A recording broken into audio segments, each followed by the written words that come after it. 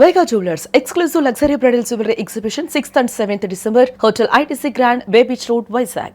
Russia అధ్యక్షుడు Vladimir Putin భారత గడ్డపై మరికొద్ది గంటల్లో అడుగు పెట్టబోతున్నారు.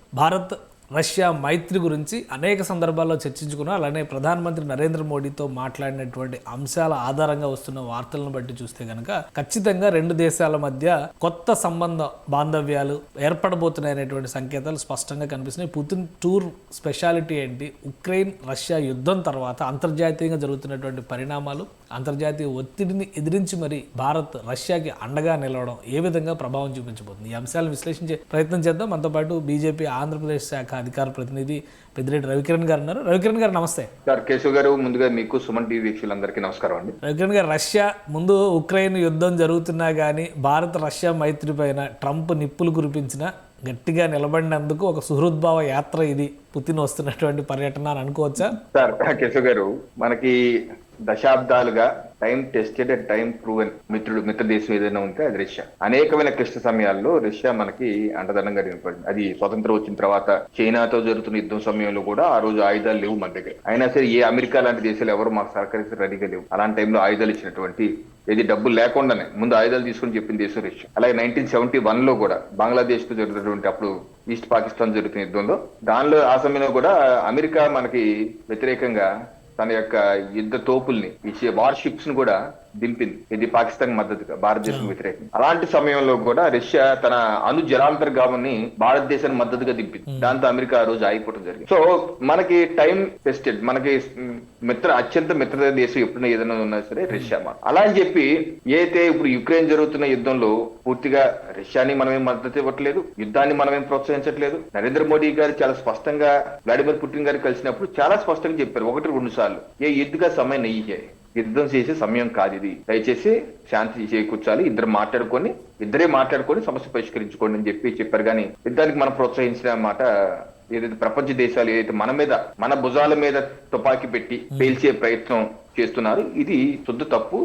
ఇది అలా ఎవరు చేయకూడదు. ఇప్పుడు అమెరికా వాదన, యూరోపియన్ యూనియన్ వాదనలు ఏంటి?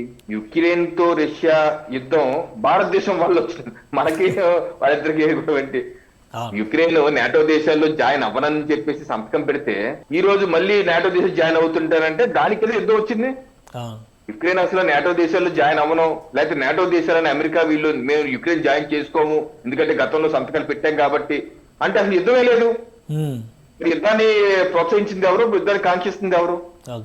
ఈ రోజుల్లో యుద్ధం జరుగుతుంటే రష్యా దగ్గర తమురు అసలు 2021-22 ముందు అసలు రష్యా దగ్గర నుంచి పెద్దగా తమురు పొందలేదు. మన కస్టమర్ ఎప్పుడు ఇరాన్, సౌదీ అరేబియా, వీళ్ళు మన కస్టమర్లు గానీ ఎప్పుడు రష్యా దగ్గర మన చమురు పొందలేదు. అలాంటిది యుద్ధం వచ్చాక, రష్యా యుక్రెయిన్ యుద్ధం జరిగాక అయితే అతను తక్కువ రేటుకి ఇస్తున్నారు. రష్యా బ్యారెల్ $6, $10 తక్కువ రేటుకి ఇస్తా అంటున్నారు. మన భారతదేశ అవసరాల దృష్ట్యా భారతదేశ 140 కోట్ల ప్రజల యొక్క ఇంధన అవసరాలు మన ముఖ్యం, అవునా కాదా? మన తక్కువ రేటు కొనుక్కుంటే మన ప్రజలు తక్కువకి ఇవ్వగలం, ఎక్కువ రేటు కొనుక్కుంటే ఎక్కువకి ఇవ్వాలి. అప్పుడు ఏమవుతుంది? దేశం కుదేలవుతుంది. ఇప్పుడు ఆల్రెడీ ఇప్పుడు $100 పెట్రోల్ రేపు $200 అయిందనుకోండి, ఎవరో బాధపడతారు? మనం బాధపడతాం, ప్రభుత్వానికి ఇబ్బంది, ప్రజలకు ఇబ్బంది, ఇన్ఫ్లేషన్ పెరిగిపోతుంది. మన ప్రజల అవసరాల దృష్ట్యా ఎక్కడైతే తక్కువ వస్తే అక్కడ కొనుక్కుంటున్నాం. వాళ్ళు తక్కువ ఎవరు ఇస్తారో చెప్పండి? అమెరికా తక్కువ ఇస్తారా? అక్కడ కొనుక్కుంటా అంటున్నాం. వాళ్ళు తక్కువ ఎవరు, మనం తక్కువ ఇచ్చేదో కొనుక్కోరు ఎవరు. అలా కొనుక్కుంటాం వల్ల యుద్ధాన్ని మనం ప్రోత్సహిస్తున్నాం అని చెప్పి చెడు ప్రచారం చేస్తా చూసారా? ఇది తప్పు. ఎందుకంటే అదే నిజమైతే అమెరికా కూడా రష్యా నుంచి కొంటుంది కదా. ఇది 3 మెట్రిక్ టన్నులు ఏది నికిల్ కొంటుంది. సరే, అమెరికా 3.5 మెట్రిక్ టన్నులు ఫెర్టిలైజర్స్, ఎరువులు కొంటుంది రష్యా నుంచి. అమెరికా 435 టన్నులు యురేనియం కొంటుంది, ఇప్పటికీ కొంటుంది. యూరోపియన్ యూనియన్ 3 మెట్రిక్ టన్నుల నికిల్ కొంటుంది, 18 మెట్రిక్ టన్నుల ఎల్ఎన్జీ గ్యాస్ కొంటుంది, 8 మెట్రిక్ టన్నుల ఆయిల్ కొంటుంది. వాళ్ళందరూ కొంటే లేని ఇబ్బంది భారతదేశం కొంటే వచ్చింది ఇబ్బంది. అంటే మన మీద ఒక ఒత్తిడి చేసే ప్రయత్నం. ఏంటి ఆ ఒత్తిడి?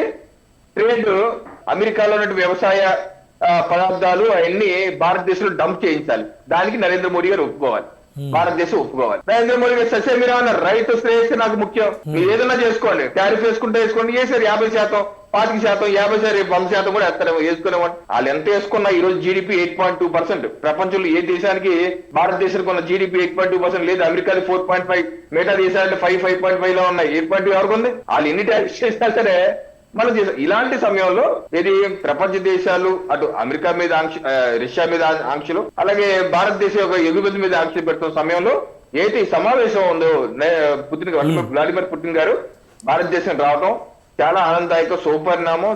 కానీ ఆయన రావడం పైన కూడా ఒక చర్చ నడుస్తుంది. ఆయనకి ఇంటర్నేషనల్ క్రిమినల్ కోర్ట్ ఏదో అరెస్ట్ వారెంట్లు ఇచ్చింది, భారతదేశంలో అడుగు పెడితే అరెస్ట్ చేసే అవకాశం ఉండొచ్చు, ఇట్లాంటి ప్రచారాలు జరుగుతున్నాయి. ఏంటి అలాంటి సంకేతాలు ఉంటే ఒక దేశ అధ్యక్షుడిని మరొక దేశంలోకి వస్తే అరెస్ట్ చేసేటువంటి పరిస్థితి ఉంటుందా? ఇప్పుడు ఇంటర్నేషనల్ క్రిమినల్ కోర్ట్ అని ఉందండి. ఆ దేశాలు, దానిలో కొన్ని దేశాలు ఉన్నాయి సభ్య దేశాలు. దానిలో రష్యా లేదు, అమెరికా లేదు, చైనా లేదు, భారతదేశం కూడా లేదు. ప్రపంచవ్యాప్తంగా క్రిమినల్ కేసెస్ ఏదైనా ఉంటే అక్కడ విచారించి అరెస్ట్ వారెంట్ ఇష్యూ చేస్తుంటారు. యుక్రెయిన్ యుద్ధం మొదలయ్యాక ఈయన మీద, అలాగే బెంజమిన్ నెతన్యాహు గారి మీద, వీళ్ళ మీద కేసులు వేశారు. అక్కడ వాళ్ళు అరెస్ట్ వారెంట్ ఇచ్చారు. అరెస్ట్ వారెంట్ ఇస్తే భారతదేశానికి వ్లాదిమిర్ పుతిన్ గారు వస్తే ఇబ్బంది, మన సభ్య దేశం కాదు కదా. మనం ఇంటర్నేషనల్ కోర్ట్ ఆఫ్ జస్టిస్ లో సభ్య దేశం, ICJ లో సభ్య దేశం, మనం ICC లో కాదు. అందుకనే వ్లాదిమిర్ పుతిన్ గారు యుద్ధం మొదలయ్యా పెద్దగా ఎక్కడికి వెళ్ళలేదు. ఆయన వెళ్ళింది ఎక్కడికి, చైనా వెళ్ళారు, అలాగే బహుశా నార్త్ కొరియా వెళ్ళినట్టున్నారు. అలాగే మొన్న అలస్కాలో ట్రంప్ గారిని కలిశారు. తర్వాత భారతదేశం, నాకు తెలిసి అయితే పెద్దగా ఎక్కడికి ఆయన యుద్ధం మొదలయ్యాక ఆయన మీద ప్రాణహాని ఇవన్నీ ఉన్నాయని కూడా దృష్ట్యా కావచ్చు, ఎక్కడికి వెళ్ళలేదు. ఆ ICC సభ్య దేశాలకు వెళ్తే అక్కడ అది ఎగ్జిక్యూట్ చేసే అవకాశం ఉంటుంది. కానీ భారతదేశం సభ్య దేశం కాదు, రష్యా కాదు. కాబట్టి ఎక్కడికి వచ్చినా అయ్యేది కాదు. ఈరోజు కానీ అరెస్ట్ వారెంట్ ఇచ్చినప్పుడు దానికి ఇప్పుడు మనం కార్నర్ నోటీసులు ఇస్తే ఎట్లయితే అలర్ట్ అవుతారో ఆ తరహాలో ఏమన్నా మెకానిజం పనిచేసే అవకాశం ఉంటుందా భారతదేశంలో? ముఖ్యంగా ఉక్రెయిన్ మీద యుద్ధం జరుగుతున్న టైంలో టర్కీ లాంటి దేశాలు కూడా వ్యతిరేకిస్తున్నాయి. టర్కీ లాంటి దేశాలు భారతదేశాన్ని కూడా శత్రుదేశంగా చూస్తున్నాయి. సో ఈ ఈక్వేషన్స్లో చూసినప్పుడు అటువంటి ఆపరేషన్స్ ఏమైనా జరగడానికి ఛాన్స్ ఉంటుందా? ఇటువంటి అవకాశమే ఉండదండి, 100% ఉండదు. ఎందుకంటే భారతదేశంలోకి భారతదేశ అనుమతి లేకుండా ఎవరూ రాకూడదు. వస్తే అది యుద్ధమే. టర్కీ ఎవరైనా వచ్చి ఎవరిని ఎంటర్ మన అనుమతి లేకుండా వచ్చారనుకోండి, యుద్ధమే కదా, అన్డిక్లేర్డ్ వార్ అయిపోతుంది. సో భారతదేశంలోకి ఎవరైనా రావాలంటే వీసా ద్వారా రావాలి, అడిగి రావాలి. చొరబాటు చేసి వస్తానంటే కాల్చిపడేస్తారు. అందుకని మనం ఫస్ట్ ఆఫ్ ఆల్ ICC లో మన సభ్య దేశం కాదు, రష్యా కూడా కాదు. రకాలప్పుడు మనకు సంబంధం లేని విషయం మనం ఎక్కడ దాన్ని ఎగ్జిక్యూట్ చేసే ఆబ్లిగేషన్ మనకు లేదు. ఒకవేళ సంతకం పెట్టుంటే, ఎగ్జిక్యూట్ చేసే ఆబ్లిగేషన్ ఉంటే ఆ పరిణామాలు వేరేగా ఉండొచ్చు. అసలు మన సభ్య దేశమే కానప్పుడు, ఇదిగా డ్రాఫ్టింగ్ చేసేటప్పుడు మనం ఉన్నాం. ఆ చర్చలు జరిగేటప్పుడు, విధి విధాన ఫైనల్ స్వరూపం చేసేటప్పుడు మనం చేసిన సూచనల్ని వాళ్ళు పట్టించుకోకుండా ఒంటెత్తు పోకతో వాళ్ళు వెళ్తారు ముందుకి. అప్పుడే చెప్పాం మనం, దీని వల్ల అంతర్జాతీయ సమస్యలు వస్తాయి, దేశాల మధ్య ఘర్షణలు వస్తాయి, అందుకని దీంట్లో మేము సభ్య దేశంగా ఉండమని చెప్పి మన రాజీనామా చేసి బయటకు వచ్చేస్తాం. ఆ రోజే మనం గెస్ట్ చేస్తాం, దీనివల్ల ఇది కుతంత్రంతో కూడినట్టు వ్యవహారం, దేశాల మధ్య గొడవలు పెట్టే వ్యవహారం ఆ రోజు బయటకు వచ్చింది. అందుకని ఈ రోజు పుతిన్ గారికి ఏమి ఇబ్బంది లేదు, భారతదేశానికి వచ్చిన ఇబ్బంది లేదండి. కానీ ఒక పెట్రోలియం ఉత్పత్తులు, పెట్రోలియం దిగుమతుల పైనే విమర్శలు, ఆరోపణలు, అలానే ట్రంప్ గారి సుంకాల దాడులు జరిగినాయి. ఇప్పుడు ఏకంగా న్యూక్లియర్ అగ్రిమెంట్స్ జరుగుతాయి అంటున్నారు, అణు విద్యుత్ ఒప్పందాలు జరిగేటువంటి అవకాశం ఉంది అంటున్నారు. సో ఇదేమన్నా కొత్త సమస్యను తీసుకొస్తుందా మళ్ళీ భారతదేశానికి? సార్, ఇప్పుడు ప్రపంచ దేశాల్లో ఏ దేశమైనా సరే తను వాణిజ్యం ఎవరితో చేయాలి, ఎవరితో స్నేహపూర్వకంగా ఉండాలి, ఎవరితో దూరంగా ఉండాలి అని నిర్ణయించుకునేది ఆయా దేశాలే నిర్ణయించుకుంటారు. ఈ రోజు భారతదేశం ఒక స్వతంత్ర దౌత్య విధానం ఉన్నటువంటి దేశం, ఒక నిష్పాక్షికమైన విధానం. మన దేశ అవసరాలకు ఏది ముఖ్యమో అది చేసుకుంటూ వెళ్తాం. అంతేగాని పలానా వాడు US వాడు బాధపడతాడు, లేకపోతే UK వాడు బాధపడతాడని చెప్పి మన స్నేహితుల్ని శత్రువులు చేసుకోం కదా. ఇప్పుడు ఫర్ ఎగ్జాంపుల్ స్కూల్లో పిల్లలు ఉంటారండి, ఓ పిల్లడు గొడవ పడతారండి, నేను ఆడితో గొడవ పడతాను కానీ నువ్వు ఆడితో మాట్లాడటం మానే అంటే ఎంత చండాలంగా ఉంటుందో అంత చండాలంగా ఉంటుంది. నువ్వు ఆడు గొడవ పడితే నాకేంటి మధ్యలో? ఇప్పుడు అమెరికా రష్యా గొడవ పడితే మన అమెరికాతో మాట్లాడటం మానే అంటే సునీల్ గారి సినిమాలో ఎవరైనా పోసక్క అన్నారు, మాస్టర్ గారు నాకు క్షమాపణ చెప్పాలన్న సునీల్ గారి డైలాగ్ కొట్టి చూసారా? ఆ టైప్ ఉంటుంది. నీకు వాళ్ళకి గొడవ. ఇప్పుడు పాకిస్తాన్ కి ఇండియా గొడవ ఉంది సార్, మరి అమెరికా పాకిస్తాన్ హెల్ప్ చేయట్లేదా? అమెరికా పాకిస్తాన్ హెల్ప్ చేస్తుంది కదా, అన్ని విధాలుగా నిలబడుతుంది కదా. మరి అమెరికా ఎందుకు పాకిస్తాన్ హెల్ప్ చేస్తున్నారు మనం అడిగితే అది అవుతుంది కదా. అలాగే ఇప్పుడు రష్యా చైనాతో కూడా బానే ఉంటది. మనకి చైనాకి గాలివాన్ ఘర్షణలు ఉన్నాయి, అలాంటప్పుడు రష్యా చైనాతో మాట్లాడడం మానేమంటే ఎలా ఉంటది? ఇది అంతర్జాతీయంగా ఇది సరైన విధానం కాదు. మనకి చమురు ఎక్కడ తక్కువ ఉంటే అక్కడ కొంటాం. అలాగే ఇప్పుడు అణు విద్యుత్తు, పౌర అవసరాలకి అణు విద్యుత్తు కావాలి మనకి. మనం 2047 కల్లా వికసిత భారత్ సంకల్పంతో ముందుకెళ్తున్నాం, అన్ని రంగాల్లో అభివృద్ధి చెందాలి ముందుకెళ్తున్నాం. బట్ దానికి కావాల్సింది ఏంటి? విద్యుత్ కావాలి, సౌర విద్యుత్తు, అలాగే రెన్యూబుల్ ఎనర్జీ సోర్సెస్, కోల్ తగ్గించుకుంటున్నాం. అలాగే nuclear reactors, small miniature reactors కోసం మనం వెళ్తున్నాం ముందుకు. ఆల్రెడీ పార్లమెంట్ లో దాని చట్టం చేసాం, ముందుకు వెళ్తున్నాం.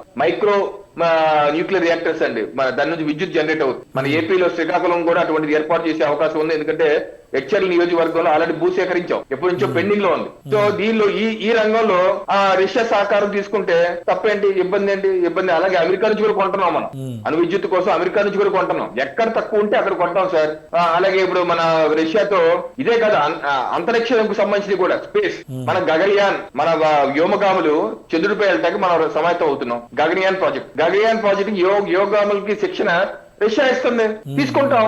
ఇదే కాదు వ్యవసాయంలో కూడా. అలాగే ఇప్పుడు ట్రంప్ గారు ఏమంటారు, మీ మీద ఆంక్షలు పెడుతున్నాము, అమెరికా దిగుబడి మీద భారతదేశం మీద 50% ఉంది ఆంక్షలు. ఈ రోజు రేపు 100% చేస్తారు, రేపు 200% చేస్తారు. ఎందుకంటే ఆయన బుర్ర ఆయన మనసు నచ్చితే అది చేసుకుపోతుంటారు. అయితే మనం ఆల్టర్నేటివ్ మార్కెట్ చూడాలి కదా. ఈ రోజు రష్యా ఒక ఆల్టర్నేటివ్ మార్కెట్ కాబోతుంది. మొన్న వ్లాడిమిర్ పుటిన్ గారు కావచ్చు, ఆ దేశ స్పోక్స్ పర్సన్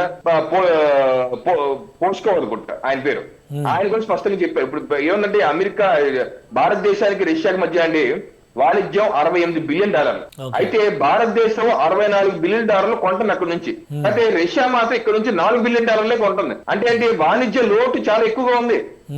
భారతదేశం నుంచి కూడా ఎగుమతులు పెంచాలి రష్యాకి. సో అలాంటప్పుడు అమెరికాకి మనం తగ్గించుకోవాలి. అమెరికా ఎట్టాగో వాళ్ళు శాంక్షన్స్ పెడుతున్నారు కాబట్టి, ట్యాక్స్లు పెడుతున్నారు కాబట్టి, ఆ ప్రొడక్ట్స్ ని మనం రష్యాకి డెలివరీ చేసాం అనుకోండి, మనకి కొత్త మార్కెట్ వస్తే మన వాణిజ్యం పెరుగుతుంది. అలాగే ఈ రోజు ఈ సమావేశాలు, ఇవాళ రేపు జరిగే సమావేశాల్లో దానికి కూడా వ్యవసాయ ఉత్పత్తులు, అలాగే ఆంధ్రప్రదేశ్ లో ప్రాన్స్ ఎన్ని ప్రాసెసింగ్ మన ఇండియాలో నెంబర్ 1, ఇవన్నీ అమెరికాకి ఎగుమతులు అవుతున్నాయి. అన్ని ఇబ్బంది పడుతున్నాయి ఈ రోజు. అన్ని రేపు రష్యాకి డైవర్ట్ చేసి రష్యాకి వెళ్తే ఏ మార్కెట్ అయితే మార్కెట్ మన సరుకు అమ్ముడుపోవాలి, మన రేట్ రావాలి. సో ఆ రకమైన నిర్ణయాలు కూడా వ్యవసాయంలో కావచ్చు, బయోటెక్నాలజీలో కావచ్చు, అంతరిక్షంలో కావచ్చు, అణు విద్యుత్ కావచ్చు, టూరిజం కావచ్చు, పీపుల్ టు పీపుల్ కనెక్ట్. ఎందుకంటే రష్యాకి మ్యాన్ పవర్ తక్కువ ఉంది. ఈ రోజు చాలా మంది యుద్ధం కారణంగా 1,00,000 మంది పైగా చనిపోయారు. రష్యాని రీబిల్డ్ చేయాలి, మ్యాన్ పవర్ లేదు అక్కడ. ఈ రోజు మనం అమెరికాకి వెళ్ళాలంటే వీసా శాంక్షన్లు వస్తున్నాయి. అలాంటిది రష్యా మనకు డోర్ ఓపెన్ చేయబోతుంది. రష్యా మనకు డోర్ ఓపెన్ చేయబోతుంది. మన కాలేజీలో కూడా చాలా మంది రష్యన్ లాంగ్వేజ్ నేర్చుకుంటున్నారు. మన పిల్లలు అక్కడికి వెళ్ళి రష్యాలో డాక్టర్ చదువుతున్నారు. సో ఇంకా పీపుల్ టు పీపుల్ ఇంకా పెరిగే విధంగా రేపు వీసాలు సరళీకృతం చేసి ఇక్కడ నుంచి రష్యాకి వెళ్ళి ఉద్యోగాలు మన ఇది దుబాయ్ లో చేసుకుంటున్నారు. అలాగే ఇజ్రాయెల్ లో వర్క్ చేస్తారు మన వాళ్ళు, సెమీ స్కిల్డ్ ప్లంబర్స్ కానీ, ఎలక్ట్రీషియన్స్ కానీ, ఇటువంటి వాళ్ళందరూ దుబాయ్ లో చేస్తున్నారు. అలాగే రేపు రష్యాలో కూడా డోర్స్ ఓపెన్ అవుతాయి. సెమీ స్కిల్డ్ కావచ్చు, స్కిల్డ్ కావచ్చు. సో ఆ రకమైనటువంటి బహుళ ఉద్యోగాలు ఈ యొక్క పర్యటన ద్వారా కాబోతున్నాయి. కేసు గారు రైట్, థ్యాంక్ యూ రవికిరణ్ గారు విశ్లేషణ అందించినందుకు. ఇది ఇండో రష్యా సమ్మిట్లో చాలా కీలకమైనటువంటి ఒప్పందాలు జరగబోతున్నాయి. ముఖ్యంగా భారతీయ మార్కెట్కి రష్యా గేట్లు తెరిచేటువంటి అవకాశం ఉంది. ప్రస్తుతం ఉన్నటువంటి చిరకాల మిత్రులు, పాత మిత్రులు మరోసారి బంధాన్ని బలోపేతం చేసుకునే దిశగా నడుస్తున్నారు. ఇక పుతిన్ అరెస్ట్ వారెంట్ వ్యవహారం ఎట్టి పరిస్థితుల్లో భారతదేశంలో అమలు చేయడానికి అసాధ్యమైనటువంటి అంశంగా కొట్టిపారేస్తున్నారు రవికిరణ్ గారు. ఇది special discussion. Keep watching. Suman టీవీలో మీ పర్సనల్ అండ్ బిజినెస్ ప్రమోషన్స్ కోసం కింది నెంబర్కి కాంటాక్ట్ చేయండి.